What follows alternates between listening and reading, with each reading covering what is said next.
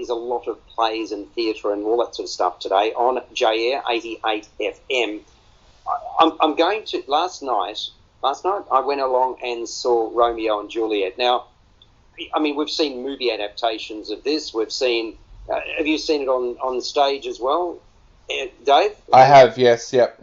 Yeah. So, I mean, I can't... In all your time, is there a more powerful story? It's a phenomenal story, isn't it? It really is. And in whatever form you see it, it still touches the heartstrings. And that's what I really like about it. And this is something very, very special. Romeo and Juliet at the Australian Ballet's put it on. We're lucky because we've got it first in Melbourne at the Arts Centre, and then it's going to go to Sydney in December. And I should say about it that after a 19-year hiatus, 19 years, this emotion-charged, highly acclaimed production by a choreographer called John Cranko takes centre stage. And it's got power, it's got passion, it's got playfulness. It introduces a new generation of the Australian ballet dancers. And they're headlined by Callum Linnane and Shani Spencer in the lead roles. That was on opening night. I thought it was really something special. And when I say opening night, I think I said last night, it would have been the night before. But it's a knockout. The virtuosity and engagement in the performances make it a night to savour. Sergei Prokofiev's magnificent score, which lays out the story of young love and tragedy, is as masterful as it gets. It's timeless, it's beautiful. There's a guest conductor called Jonathan Lowe, brings out the very best of Orchestra Victoria. The opening with the carefully choreographed sword fighting in the marketplace in Verona sets the scene for the tumult that will follow.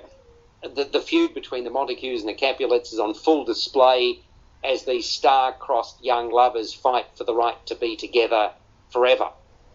Linnane's strength and dexterity is the perfect counterpoint to Spencer's grace. They're the two lead characters I mentioned, or the actors, the ballet, the balletic performances, really phenomenal. They are outstanding together. And there are various casts that you get with the Australian ballet production. Adam Bull impresses as the hot-headed Tybalt, as does Brett Chenoweth as the volatile Mercutio. And there's a certain strut about the noble Paris, played by Christopher Rogers Wilson, the man chosen for Juliet to wed. I also appreciated the fussiness of Therese Power as Juliet's beloved nurse and loyal companion. A lot of light and shade in the production of Romeo and Juliet. It plays out with a couple of intervals. So I think it's 50 minutes and then something like 35 or 40 and then 35 or 40 again. The celebratory environment in the marketplace at the start of Act 2 is a case in point. There's merriment aplenty with colourful, harlequin-like costuming, hand-clapping and tomfoolery. That, of course, is the sharpest of contrasts to the angst and heartbreak that brings this classical work to its inevitable conclusion. Balcony scene, tender and passionate. Jürgen Rose's costume and set designs, delight. And if there's one ballet you should see, it's Romeo and Juliet. It's enthralling. It is an enthralling experience, and it's playing at State Theatre Arts Centre, Melbourne. A lot of love in the room, as there well should be for Romeo and Juliet. Playing in Melbourne at the Arts Centre until the 19th of October. So you still have plenty of time to see it, and I would urge you to go along and see it. Alex, just a question. How do they do it without dialogue? Well, unlike opera, where there's surtitles, right, where you're reading, with ballet, you get I know this sounds silly, but you get the gist through the acting, right? And you really do. I didn't read anything about it, right? Okay, I've seen various versions, but I then read it afterwards. That's what I tend to do. Most people don't. What happens is you can download the synopsis. As you enter the theatre, it's a really good question on your part, Peter. As you enter the theatre, the whole synopsis is laid out for you, right on screens. And you can download this as well, the full synopsis, and it goes through the various acts, right? So you can, and there are numerous scenes, but it goes through in quite some detail as to what the story is all about. But, I think that's a challenge also, where want to read all about it before you go in? I'm somebody, like, if I go on holidays, I don't want to have seen everything there is to see about, I don't know, let's say the Arc de Triomphe. I want to actually see it. I don't want to see everything there is to see about India on YouTube. I want to see it for real. So do you want to read about something, and will it aid your understanding? It probably will.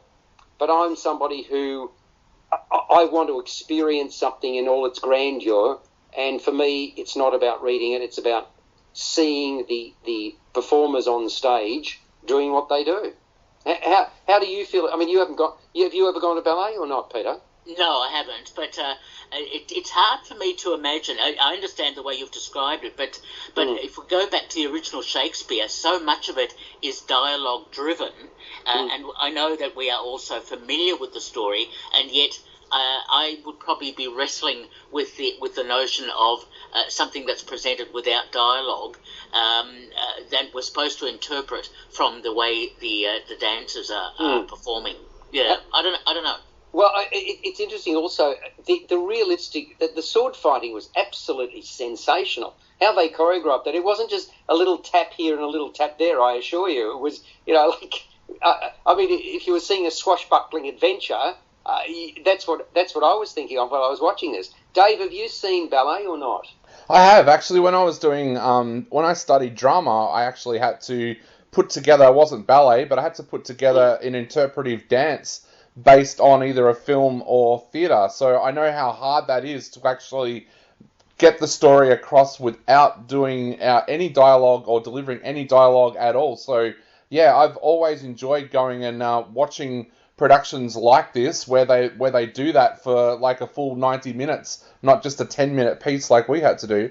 Exactly. Well, how do you feel about, do you read about something like this before you go, or do you not? No, not normally. It would be interesting for me to see Romeo and Juliet because Shakespeare is one of my favourite writers, so I've read everything that he's ever written. So I'd probably get more out of it this time because I would know the story back to front. But no, I haven't in the past when I've gone to see something. Okay, well, I would highly commend it to you. I mean, Nadine, my wife, really enjoyed it as well, and the people around me, I mean, they're just glowing in their praise, which is terrific. Now, this is a difficult one to talk about.